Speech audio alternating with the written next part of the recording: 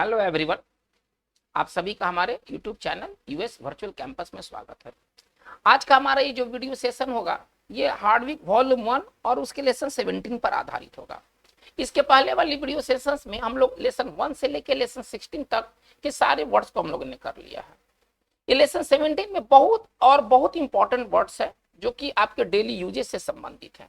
अगर हम एग्जामिनेशन के बारे में बात नहीं भी करें तो इसके जो वर्ड्स हैं आपको बार बार देखने को मिलेंगे, आपको जगह जगह देखने को मिलेंगे। आप इंग्लिश में कुछ भी लिखते हैं, बोलते हैं तो ये सारे वर्ड्स उसके यूज में आने वाले हैं।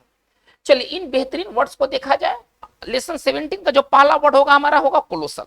बहुत इंपॉर्टेंट वर्ड है। देखिए, एक सिनोनिम्स होता है, एक एंटोनिम्स होता है। किसी चीज के पहले महत्व को समझा जाए। ये कोलोसल जो है वो सिनोनिम्स एंटोनिम्स के दृष्टिकोण से तो इंपॉर्टेंट है ही, ये मिस स्पेल्ड के दृष्टिकोण से भी इंपॉर्टेंट है। ये कोलोसल का मिस स्पेल्ड हमेशा पूछता है, ठीक है ना। देखिए, जिस वर्ड में डबल लेटर वाली बात आ जाए वो वर्ड एग्जामिनेशन दृष्टिकोण से, स्पेलिंग के दृष्टिकोण से बहुत इंपॉर्टेंट होते हैं, ठीक है ना। अब कोलोसल में डबल एस है, डबल एस इसको खास बना रहा है। हमें याद क्या करना है कि कोलोसल में ना सिंगल एल होना चाहिए और डबल एस होना चाहिए।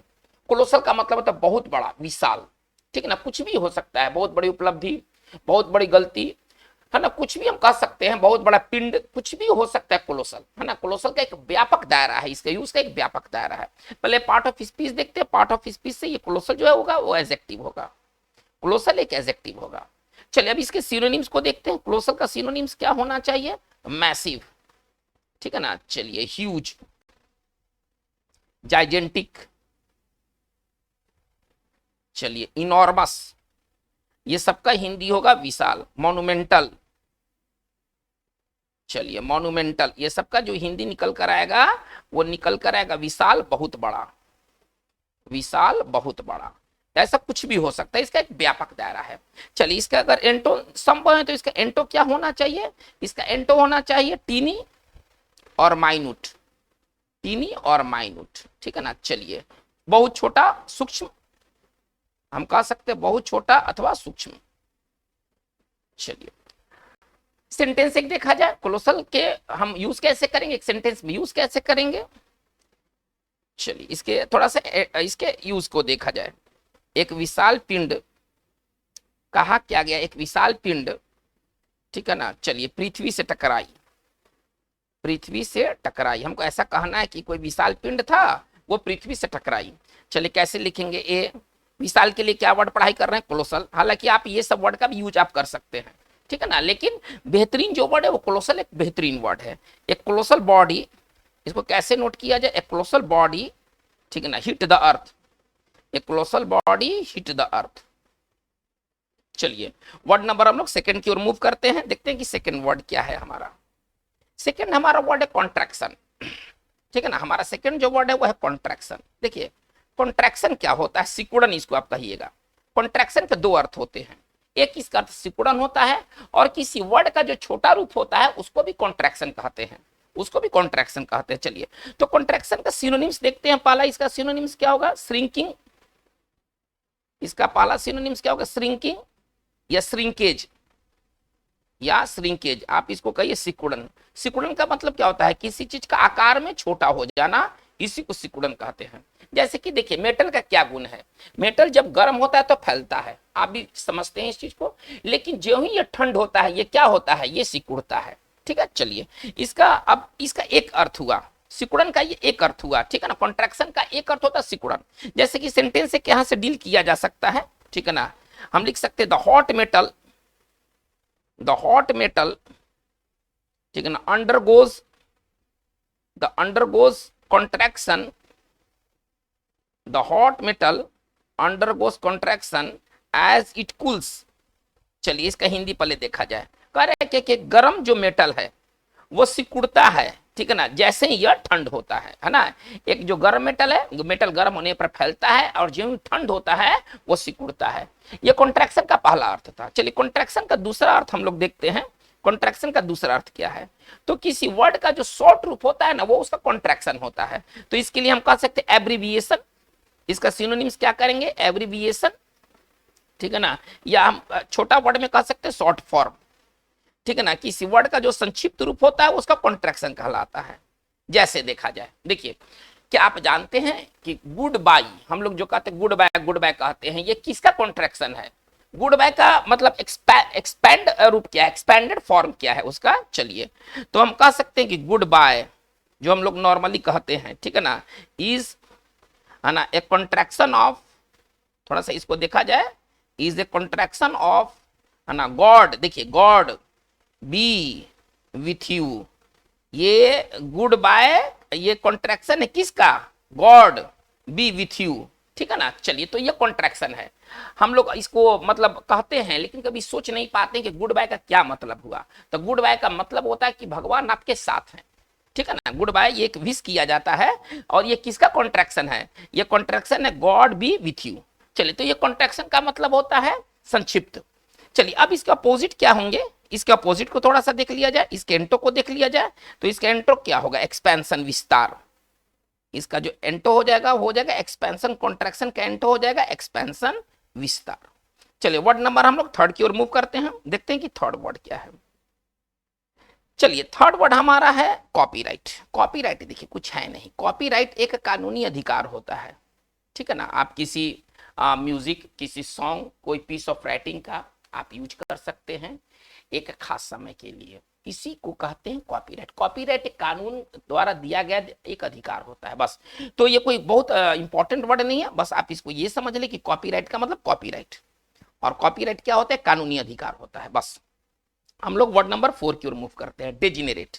बढ़िया वर्ड है, काफी बढ़िया वर्ड है ये डेजिनेरेट, ये टॉप क्लास के ये वर्ड है। देखिए, डेजिनेरेट पार्ट ऑफ स्पीच में वर्ब भी है और ये एडजेक्टिव भी है, लेकिन इस सेशन में हम लोग इसको एडजेक्टिव के तौर पर देखेंगे, डेजिनेरेट को एडजेक्टिव के तौर पर देखेंगे। डेजिनेरेट का मतलब क्या होता है? जो कि नैतिक तौर पर गिर गया है, पतित हो चुका है, उसको हम डेजिनेरेट कहेंगे। मोरली फॉलन, आप इसको सिंपल भाषा में समझिए, इसका जो सिनोनिम्स बहुत इंपॉर्टेंट सिनोनिम्स है, इसका सिनोनिम्स क्या अगर हम लिखे, तोड़ के लिखे तो इसको कैसे लिखेंगे? मोरली फॉलन। यदि कोई व्यक्ति अगर डेजिनेरेट है यानी कि नैतिक तौर पर गिर गया है एकदम, मतलब कि अब मतलब उसमें नैतिकता नाम का चीज नहीं है, इसके लिए हम लिख सकते हैं डिसोल्यूट। इसके लिए अगर एक वर्ड अगर लिखा जाए तो हम लिख सकते हैं डिसोल्यूट।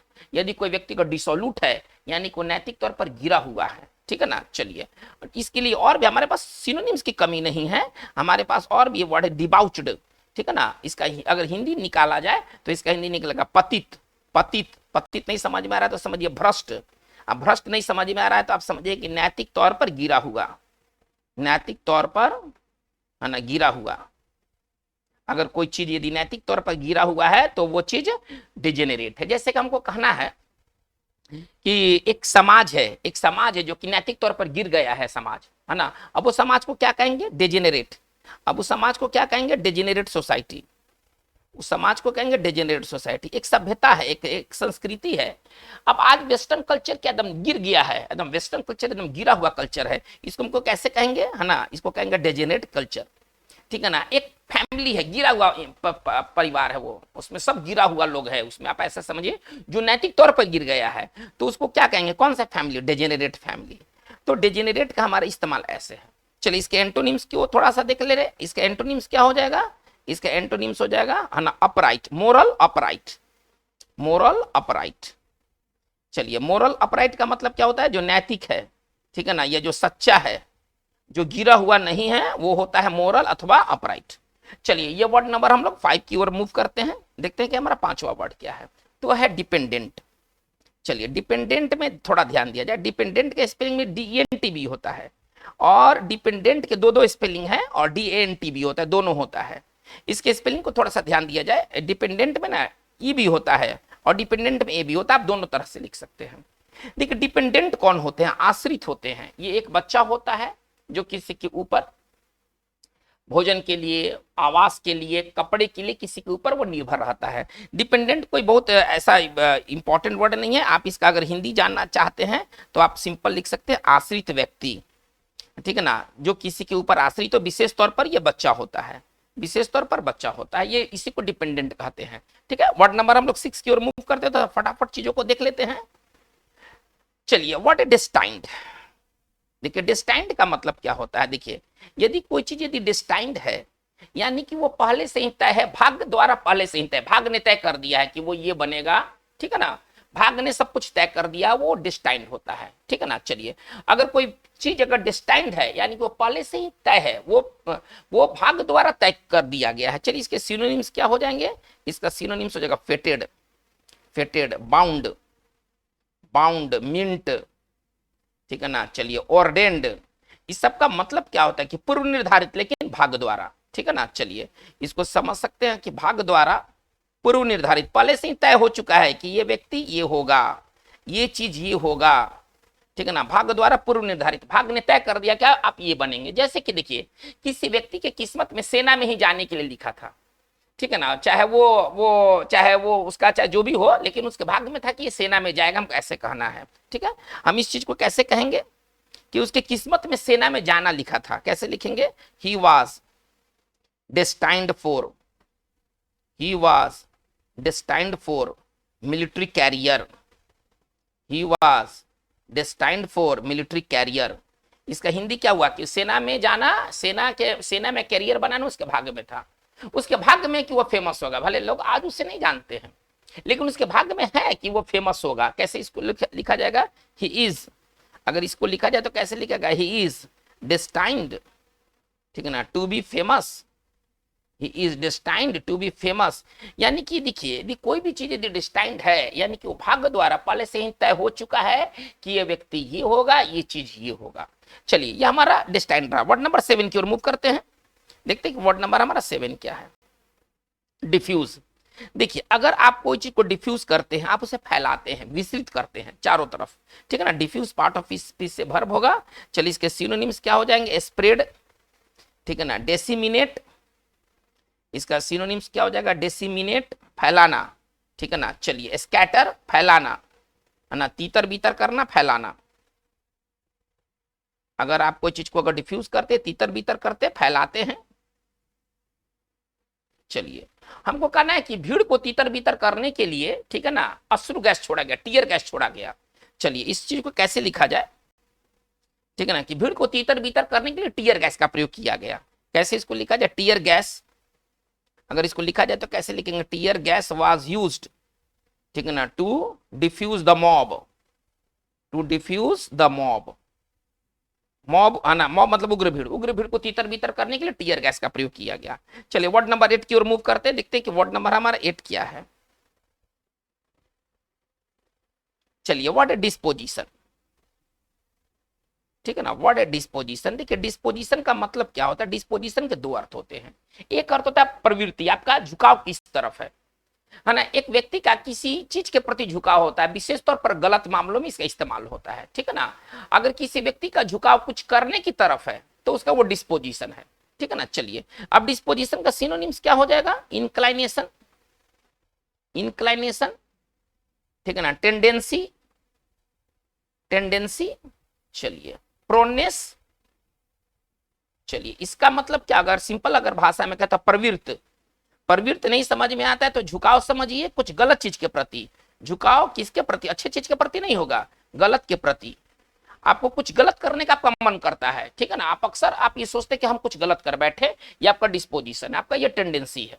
जैसे कि देखिए, कुछ व्यक्ति का ना मतलब एक तरह का उसका डिस्पोजिशन है ना क्रिमिनल बिहेवियर करने का, है ना, जो क्रिमिनल करते हैं। अगर इस चीज को लिखा जाए, कैसे लिखेंगे? इसी चीज को मैं जो बोला हूं इसको अगर लिखा जाए तो कैसे लिखेंगे? He has a disposition of, sorry, he has a disposition of, ठीक है ना, of criminal behaviour, he has a disposition of criminal behavior। चलिए, इसका हिंदी क्या निकलेगा कि उसकी प्रवृत्ति किस तरफ की है? आपराधिक, है ना, आपराधिक बिहेवियर करने की। तो ये डिस्पोजिशन हो गया। डिस्पोजिशन का यह पहला अर्थ था। चलिए, डिस्पोजिशन के दो अर्थ होते हैं। एक इसका अर्थ जो होता है ना, डिस्पोजिशन का अर्थ होता है वो होता है मिजाज, स्वभाव, आपका कैरेक्टर क्या है ना, आपका नेचर क्या है, आप किस नेचर के व्यक्ति हैं, आपका मूड कैसा रहता है, ठीक है ना। ये वो भी एक डिस्पोजिशन है। जैसे कि हमको कहना कि वो झगड़ालू स्वभाव की महिला है, हमेशा उसका मन करता है ना झगड़ने की, वो उसका नेचर ही ऐसा है, ठीक है। चलिए, तो डिस्पोजिशन का दूसरा क्या हो जाएगा? सिनोनिम्स कैरेक्टर, कैरेक्टर, ठीक है ना। और आप इसको समझिए कि मूड, सरल भाषा में कहें तो मूड, टेम्परामेंट, ठीक है ना, मूड, टेम्परामेंट। चलिए इसका शुद्ध हिंदी क्या होगा, ठीक है ना, विशेषता स्वभाव, है ना, विशेषता स्वभाव गुण स्वभाव। चलिए हमको कहना है कि वो एक झगड़ालू स्वभाव की महिला है, हमको ऐसा कहना है कि वो एक झगड़ालू स्वभाव की महिला है, वह एक झगड़ालू, ठीक है ना, स्वभाव की महिला है। चलिए इसे हमें डील करना है, कैसे लिखेंगे, she is a women of, she is a women of. चलिए झगड़ालू के लिए क्या लिखे, क्वारलसम, क्वारलसम का मतलब झगड़ालू, चलिए जो झगड़ा करे, जो क्वारल करे, और डिस्पोजिशन। चलिए तो ये हो गया आपका डिस्पोजिशन का यूज। वर्ड नंबर हम लोग 9 की ओर मूव करते हैं, देखते हैं कि वर्ड नंबर 9 क्या है।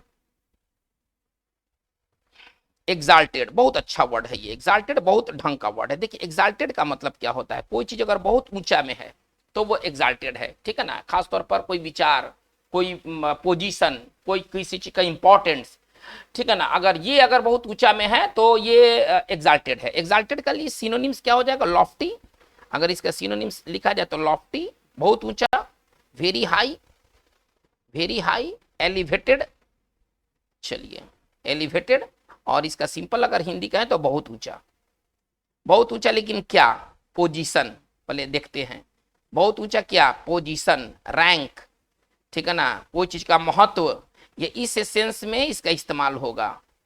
हम लोग इसका यूज कहाँ करेंगे, पहले इसके यूज को समझ लेते हैं कि एग्जाल्टेड का यूज कहाँ होगा। जो कुछ पोजीशन में बहुत ऊपर होगा, रैंक में बहुत ऊपर होगा, कोई चीज का महत्व बहुत ऊपर होगा, कोई आइडिया के सेंस में इसका इस्तेमाल हम करते हैं। अगर हमको कहें कि ऊंचे विचार, वो एक ऊंचे विचार का आदमी है, ठीक है ना, ऊंचे ऊंचे विचार रखता है, वो अपने बारे में ना, अपने बारे में, किसी दूसरे के बारे में नहीं, अपने बारे में ना ऊंचे ऊंचे ख्याल रखता है, हमको ऐसे कहना है। कैसे इसको लिखेंगे, ही हैज, ठीक है ना, exalted, he has exalted views, ठीक है ना, अबाउट हिमसेल्फ, अबाउट हिमसेल्फ, वो खुद के बारे में कैसा विचार रखता है, तो एग्जाल्टेड व्यूज रखता है ना, ऊंचे विचार रखता है। तो चलिए ये एग्जाल्टेड है। अब जैसे कि देखिएगा, सी रोज टू, ठीक है ना, an exalted position in the company, चलिए सी रोज, ठीक है ना, to an exalted position in the company, इसका हिंदी क्या निकलेगा, चलिए इसका हिंदी को थोड़ा सा देखा जाए, इन द कंपनी, इसका हिंदी क्या निकलेगा कि कंपनी में, है ना, वो बहुत ऊंचे पोजीशन तक वो उठी, ठीक है ना, मतलब उसने ऊंचे पोजीशन को प्राप्त किया, तो ये एग्जाल्टेड है। अगर कुछ अगर एग्जाल्टेड है तो वो बहुत ऊंचा है। चलिए वर्ड नंबर ये 9 रहा, वर्ड नंबर 10 की ओर हम लोग मूव करते हैं, देखते हैं कि वर्ड नंबर 10 क्या है। चलिए हमारा वर्ड नंबर 10 है एक्सपेंशन, ये हो चुका है अभी, है ना, थोड़ा देर पहले मैंने इस एक्सपेंशन को किया है विस्तार, ठीक है ना। एक्सपेंशन का क्या हो जाएगा, एक्सपेंशन का क्या हो जाएगा, इनलार्जमेंट, इसका सिनोनिम्स क्या हो जाएगा, कुछ खास ये वर्ड नहीं है, इनलार्जमेंट, ठीक है ना। चलिए ग्रोथ, ठीक है ना, इंक्रीज, ये इसके सिनोनिम्स हो जाएंगे, ठीक है ना। और इसका अगर हिंदी कहा जाए तो इसका हिंदी हो जाएगा विस्तार। चलिए वर्ड नंबर 11 की ओर मूव करते हैं, देखते हैं कि वर्ड नंबर हमारा 11 क्या है। चलिए वर्ड नंबर हमारा 11 जो है वो एक्सपेंड है। वर्ड नंबर 11 जो हमारा है एक्सपेंड है। एक्सपेंड का मतलब क्या होता है, खर्च करना। अगर खर्च करना क्या, समय, पैसा, एनर्जी, अगर ये खर्च करते हैं तो आप एक्सपेंड करते हैं, ठीक है ना। पार्ट ऑफ स्पीच से ये क्या है, वर्ब है। चलिए इसके सिनोनिम्स क्या हो जाएंगे, एक्सपेंड का सिनोनिम्स क्या हो जाएगा, तो इसका सिनोनिम्स हो जाएगा डोल आउट, डोल आउट, डिसबर्स, ठीक है ना, या हम खुद एक सरल वर्ड लिख सकते हैं स्पेंड, और इसका हिंदी क्या होगा, खर्च करना, ठीक है ना, खर्च करना, लगाना, लेकिन क्या खर्च करना, तो ये मनी के सेंस में इस्तेमाल होगा। पहले मामला देख लेते हैं, एनर्जी के सेंस में, आप एनर्जी खपत करते हैं, आप टाइम खपत करते हैं, तो ये सब खपत करने के लिए वर्ड एक्सपेंड है। चलिए इसका एंटोनिम्स क्या होगा, है ना, बचत करना, खर्च करने का एंटो होगा बचत करना, सेव, ठीक है ना। चलिए इसका हिंदी होगा, वो होगा बचत करना।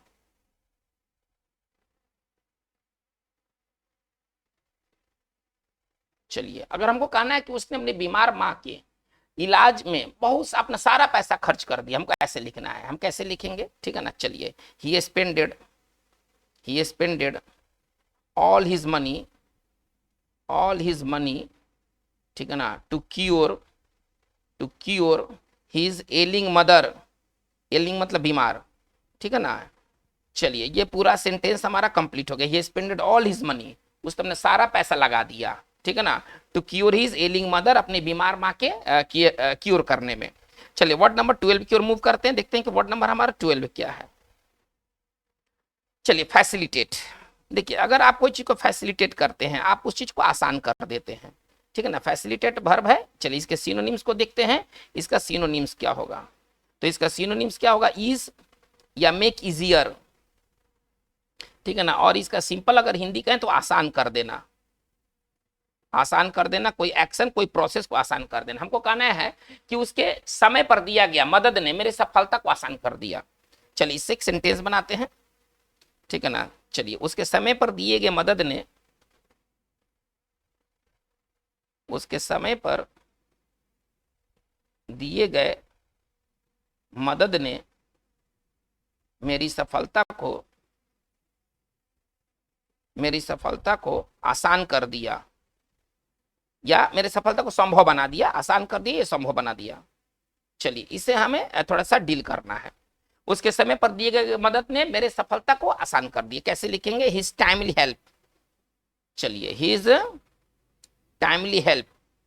चलिए आसान करने के लिए फैसिलिटेट हम लोग पढ़ाई कर रहे हैं। चलिए फैसिलिटेटेड, कुछ नहीं करना है ना, माई सक्सेस।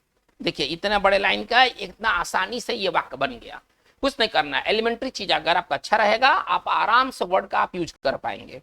तो अगर आप कोई चीज को फैसिलिटेट करते हैं, आप उसको संभव बनाते हैं, आप उसको आसान कर देते हैं।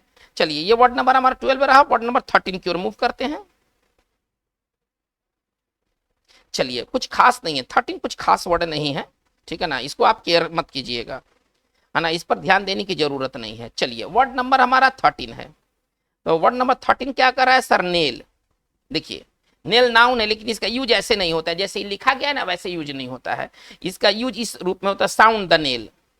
साउंड द नेल, अगर आप किसी चीज को साउंड द नेल करते हैं, इसका मतलब है कि आप उसका अंत कर देते हैं। साउंड द नेल का मतलब होता है अंत कर देना, किसी चीज का अंत कर देना, ये साउंड द नेल होता है, ठीक है ना। चलिए टू एंड या टू टर्मिनेट, खत्म करने के लिए टर्मिनेट एक बढ़िया वर्ड है, टर्मिनेट को पढ़ें। अगर एग्जामिनेशन को क्लियर करना है तो टर्मिनेट को पढ़े, साउंड द नेल के बजाय टर्मिनेट एक अच्छा वर्ड है। अगर आप कुछ को टर्मिनेट करते हैं, आप उसको अंत कर देते हैं, उसका अंत कर देते हैं, ये आपका नेल रहा हमारा 14। नेक्स्ट जो वर्ड है नंबर 14 वह नॉल है। आप इसको केयर ना करें, बस मैं लिख देता हूं। नॉल का मतलब होता है टीला। टीला का मतलब क्या होता है, भूमि पर जब मट्टी लगते लगते जो ऊंचा हो जाता है ना, इसी को टीला कहते हैं। चलिए इसका कोई खास सिनोनिम्स की जरूरत नहीं है, फिर भी एक मैं आपको दे देता, माउंड। माउंड का मतलब होता है टीला, तो नॉल का मतलब आप टीला समझें। चलिए नंबर आते हैं 15 में, ये इंपॉर्टेंट वर्ड है, ठीक है ना। 15 में इंपॉर्टेंट वर्ड है लोथ। देखिए लोथ का मतलब क्या होता है, लोथ पार्ट ऑफ स्पीच से एडजेक्टिव है। देखिए अगर आप किसी चीज के प्रति लोथ है, मतलब आप उसको नहीं करना चाहते, उस एक्शन को आप नहीं करना चाहते हैं, ठीक है ना।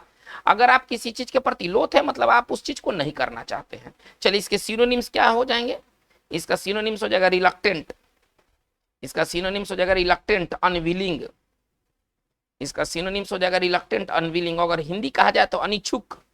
अनिच्छुक क्या, अनिच्छुक कुछ करने के प्रति, ठीक है ना, अनिच्छुक कुछ करने के प्रति। अगर आप अनिच्छुक है, आप कुछ नहीं करना चाहते, तो आप उसके प्रति लोथ है। जैसे कि देखिए हमको करने की सरकार, ठीक है ना, परिवर्तन नहीं करना चाहती है ना, जो अमूलचूल परिवर्तन है ना उसको नहीं करना चाहती है, चीज जैसे के तैसे बना रहे, हमको ऐसा कहना है, ठीक है। चलिए हम क्या लिख सकते हैं, अगर इसी को अगर सेंटेंस के रूप में लिखा जाए तो कैसे लिखेंगे, द गवर्नमेंट इज लोथ टू, ठीक है ना, चेंज द सिस्टम। चलिए बहुत आसानी से आप इसे समझ सकते हैं, ठीक है ना। जो सरकार है वो सिस्टम में किसी तरह का बदलाव लाने के प्रति अनिच्छुक है, यानी कि चीज जैसा है वैसा ही बने रहे। ये हमारा वर्ड नंबर 15 रहा, ठीक है ना। चलिए लोथ का मतलब होता है अनिच्छुक। अब इसका अगर एंटो की बात किया जाए, इसका एंटो यहीं पर क्रिएट किया जा सकता है, विलिंग, इच्छुक। अगर इसका एंटो यहीं पर हो सकता है, विलिंग, इच्छुक। अगर आप किसी चीज के प्रति विलिंग है तो इसका मतलब है कि आप उसके प्रति क्या है, इच्छुक है। चलिए वर्ड नंबर आते हैं 16 की तरफ, देखते हैं कि हमारा 16वां वर्ड क्या है। तो ये भी लोथ है, ठीक है ना, ये भी लोथ है, लेकिन इस बार जो है ना लोथ में ई ऐड हुआ है, तो ये वर्ब है। देखिए ये बिना ई वाला, थोड़ा सा ध्यान देना है, ये कंफ्यूजिंग वर्ड है। ये जो ई बिना ई का है ये एडजेक्टिव है, और इसका मतलब होता है अनिच्छुक, ठीक है ना, कोई काम करने के प्रति। और जो ई के साथ है ना ये वर्ब है, इसका मतलब होता है नफरत करना। अगर आप किसी से लोथ करते हैं, आप उससे नफरत करते हैं, बस आप ऐसे समझ लें। सिनोनिम्स क्या हो जाएगा इसका, इसके सिनोनिम्स को देख लेते हैं, हेट, एबहोर, ठीक है ना, डिसलाइक, डिटेस्ट, ये सबका मतलब होता है नफरत करना। अगर आप किसी से लोथ करते हैं, आप उससे नफरत करते हैं। इसका एंटो क्या बनेगा, इसका एंटो बनेगा एडोर, लव, प्रेम करना, ठीक है ना। चलिए, इसका जो एंटो बनेगा एडोर और लव। चलिए, हमको कहना है कि वे एक दूसरे से नफरत करते हैं। छोटा सा लाइन देखता हूं, वे एक दूसरे से नफरत करते, इस चीज को हम लोग कैसे डील करेंगे। चलिए, लिख सकते हैं क्या, दे लोथ, ना नफरत करने के लिए क्या वर्ड लेके चल रहे हैं, दे लोथ, ठीक है ना, ईच अदर। आपको ज्यादा सोचना ही नहीं है, दे लोथ ईच अदर। वर्ड नंबर 17 की ओर मूव करते हैं, देखते हैं कि हमारा 17वां वर्ड क्या है। चलिए, तो ये बहुत इंपॉर्टेंट ये वर्ड रहा आपका, आप ऐसा समझिए लोथ। अब हम लोग चलते मार। देखिए, मार का मतलब क्या होता है, चौपट करना, बर्बाद कर देना। अगर आप कोई चीज को मार करते हैं, आप उसको चौपट कर देते हैं, बर्बाद कर देते हैं, ठीक है। चलिए, अब इसके लिए क्या क्या सिनोनिम्स है, बर्बाद करने के लिए हमारे पास क्या क्या वर्ड है, ब्लाइट, ठीक है ना, डैमेज, रूइन, ठीक है ना, ये सबका मतलब होता है बर्बाद कर देना। अगर आप कोई चीज को बर्बाद करते हैं तो आप उसको मार करते हैं। चलिए, इसका एंटोनिम्स क्या हो जाएगा, इनहेंस, ठीक है ना, बढ़ा देना, वृद्धि करना। चलिए, गुणवत्ता में किसी चीज की वृद्धि करते तो आप इनहेंस करते हैं। हमको कहना है कि जो जो मैच था, है ना, वो बर्बाद हो गया बारिश से। जो बारिश जो हो गई, ये मैच को बर्बाद कर दिया, मैच की अच्छे क्वालिटी को बर्बाद कर दिया। हम कैसे लिखेंगे, the match was marred by, the match was, sorry, हमको कहना है कि द मैच वाज, लाइन को पैसिव में बना रहा हूं, the match was marred by, ठीक है ना, इंसिसांट रेन। एक वर्ड आप यहां से सीख लीजिए, ठीक है ना, एक एक लगातार, है ना, इंसिसांट का मतलब लगातार, लगातार जो बारिश हो गई, ठीक है ना, इसने मैच को बर्बाद कर दिया, इंसिसांट रेन। चलिए, लगातार बारिश से जो मैच हो गया ना, बर्बाद हो गया। एक गलत डिसीजन, एक गलत डिसीजन आपके पूरे कैरियर को चौपट कर सकता है, हमको ऐसा कहना है। एक गलत डिसीजन, बिना सोचा समझा गया लिया गया डिसीजन आपके पूरे कैरियर को बर्बाद कर सकता है। कैसे लिखेंगे, ठीक है ना, एन इल कंसीव्ड, ठीक है ना, एन इल कंसीव्ड डिसीजन, है ना। इल कंसीव्ड का मतलब क्या हुआ, जो गलत तरीके से सोचा गया है डिसीजन, ठीक है ना। An ill conceived decision can, है ना, mar your career, can mar your career, या आपके कैरियर को चौपट कर सकता है एक गलत तरीके से सोचा गया डिसीजन। चलिए, ये वर्ड हमारा रहा मार। वर्ड नंबर 18 की ओर हम लोग मूव करते हैं, देखते हैं कि नंबर 18वां वर्ड क्या है। ये बहुत इंपॉर्टेंट वर्ड है, आप ऐसा समझिए। देखिए, अब हम आगे चलते हैं, हमारा अगला वर्ड है ऑब्सक्योर। देखिए, ऑब्सक्योर का मतलब क्या होता है, अगर कोई चीज अगर ऑब्सक्योर है तो वो गुमनाम है, अनजान है, लोग उसके बारे में नहीं जानते हैं, ठीक है ना, वो गुमनाम है, अनजान है, लोग उसके बारे में नहीं जानते हैं ना। तो हम इसको लिख सकते हैं अननोन। अगर एक सिंपल सिनोनिम्स के बारे में लिखा जाए तो इसका सिंपल सिनोनिम्स हो जाएगा अननोन, ठीक है ना, एक सिंपल सिनोनिम्स हो जाएगा अननोन। और इसका सिंपल अगर हिंदी का तो अज्ञात, गुमनाम, गुमनाम है ना, आप इसे गुमनाम पढ़ें। चलिए, वह एक गुमनाम की जिंदगी जी रहा है, मतलब उसको लोग नहीं जानते। हमको कहने कि वो गुमनाम की जिंदगी जी रहा है, इसको कैसे कहा जाएगा, हाँ, ठीक है ना, he is leading an obscure life, an obscure, sorry, he is leading an obscure life। चलिए, हम लोग वर्ड नंबर आगे की ओर बढ़ते हैं। तो ये ऑब्सक्योर के बाद हमारा जो, ये हमारा वर्ड नंबर 18 था, वर्ड नंबर 19 क्या आते हैं, तो हमारा वर्ड है प्रूडेंट। अब हमारा जो नेक्स्ट वर्ड होगा वो प्रूडेंट। देखिए, प्रूडेंट का मतलब क्या होता है, बुद्धिमान, सेंसिबल, विवेकपूर्ण। कोई काम आप करते, कोई डिसीजन लेते, कोई जजमेंट करते हैं और विवेक के साथ करते हैं तो वो चीज प्रूडेंट होता है। लेकिन जैसे तैसे कर लेते हैं, बिना सोचे समझे कर लेते हैं, तो प्रूडेंट का एंटो इम्प्रूडेंट। चलिए, तो प्रूडेंट का सिनोनिम्स क्या हो जाएगा, सेंसिबल, केयरफुल, है ना। इसका क्या हो जाएगा, इसका सिनोनिम्स के बारे में बात करें तो इसका सिनोनिम्स हो जाएगा सेंसिबल, केयरफुल, ठीक है ना। चलिए, जुडिशियस, जुडिशियस। और इसका अगर हिंदी कहें तो विवेकपूर्ण, सिंपल भाषा में कहें तो विवेकपूर्ण, है ना, बुद्धिमता युक्त, बुद्धिमता युक्त।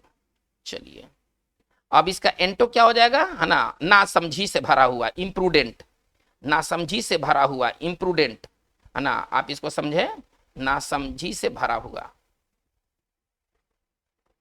अविवेकपूर्ण हो जाएगा ना। इसका छोटा अगर हिंदी अगर कहें तो इसका छोटा हिंदी हो जाएगा अविवेकपूर्ण, जिसमें विवेक नहीं है। चलिए ये नंबर हमारा वर्ड नंबर 20 की ओर मूव करते हैं, देखते हैं कि 20 क्या है। तो 20 हमारा वर्चुअल है। हम इंग्लिश का वर्चुअल पढ़ने जा रहे हैं, है ना, साइंस का वर्चुअल नहीं। वर्चुअल का मतलब क्या है, ठीक है ना। देखिए यदि कोई चीज वर्चुअल है यानी कि वो एक होता है नाम से प्रधान, आप ऐसे समझिए, और एक होता है काम से प्रधान। अब भारत में क्या है ना कि राष्ट्रपति क्या है, प्रधान है, लेकिन केवल नाम के हैं। सर्वे सर्वा जो है वो प्रधानमंत्री है। राज्य में बात करें तो राज्यपाल क्या है, प्रधान है, लेकिन सिर्फ नाम के। जो वास्तविक प्रधान है वो चीफ मिनिस्टर है। तो जो वास्तविक प्रधान होता है ना वो वर्चुअल होता है। देखिए एक होता है नाम से प्रधान और एक होता है कार्य से प्रधान। तो जो कार्य से प्रधान होते हैं ना वो वास्तविक प्रधान कहलाते हैं, ठीक है ना। चलिए तो वर्चुअल का सिनोनिम्स क्या हो जाएगा, इफेक्टिव। अगर इसके लिए अगर सिनोनिम्स कहा जाए तो इफेक्टिव एक अच्छा वर्ड है, ठीक है ना। वर्चुअल का मतलब क्या होता है, जो कार्य से प्रधान हो, वास्तविक प्रधान, कार्य से प्रधान या हम कहें वास्तविक प्रधान। चलिए वास्तविक। अब हमको कहना है कि भारत में जो प्रधानमंत्री है वो वर्चुअल हेड है। कैसे लिखेंगे, इन इंडिया, ठीक है ना। चलिए द प्राइम मिनिस्टर, ठीक है ना, is a virtual head, is a virtual head. इसका हिंदी क्या निकलेगी कि भारत में प्रधानमंत्री है ना एक वास्तविक प्रधान है। चलिए इसका एंटो क्या हो जाएगा, इसका एंटो को थोड़ा सा देखा जाए। चलिए इसका एंटो हो जाएगा जो नाम से प्रधान हो, जो सिर्फ नाम मात्र के हो, है ना, उनके पास रियल पावर नहीं है। तो इसके लिए एंटो जो होगा वो क्या होगा, नॉमिनल और टिटुलर, है ना। अगर कोई व्यक्ति नॉमिनल है, नॉमिनल हेड है, तो इसका मतलब वो सिर्फ नाम का प्रधान है। अगर सॉरी हाँ वो सिर्फ नाम का प्रधान है। यदि टिटुलर हेड है तो वो सिर्फ नाम का प्रधान है। तो नॉमिनल और टिटुलर का मतलब कहें तो नाम से प्रधान या कार्य से प्रधान नहीं होते हैं। जो कार्य से प्रधान होते हैं वो तो वास्तविक प्रधान कहलाते हैं, है ना। इफेक्टिव ना हेड तो वही है। तो अगर भारत में कहा जाए तो प्रेसिडेंट क्या है, एक नॉमिनल हेड है। तो बच्चों आज का हमारा ये वीडियो सेशन में ये 20 वर्ड्स की बात रही। ये सारे वर्ड्स आपके लिए, अगर इसमें 4-5 वर्ड को छोड़ दिया जाए जैसे कॉपीराइट, नेल, नॉल, हम आपको यही सजेस्ट करेंगे कि आप इन वर्ड को ज्यादा केयर मत कीजिए। ये सब थोड़ा सा आउट ऑफ यूज के ये वर्ड्स है, ठीक है। लेकिन शेष वर्ड्स लगभग 14-15 वर्ड एकदम बहुत बढ़िया वर्ड है। आप इनको एक बार नहीं बार बार पढ़ें, पूरे वीडियो को देखें आप, क्योंकि वीडियो के लास्ट भाग में ना कुछ आपको अच्छे वर्ड मिलेंगे जैसे प्रूडेंट, ऑब्सक्योर, ये सब बहुत अच्छे वर्ड है, ठीक है ना। अगर आप केवल शुरू में ही देखकर इसको अगर ड्रॉप कर देते हैं तो आप बेनिफिट से वंचित रह जाएंगे। तो आज की बात बस इतना ही। Thank you very much.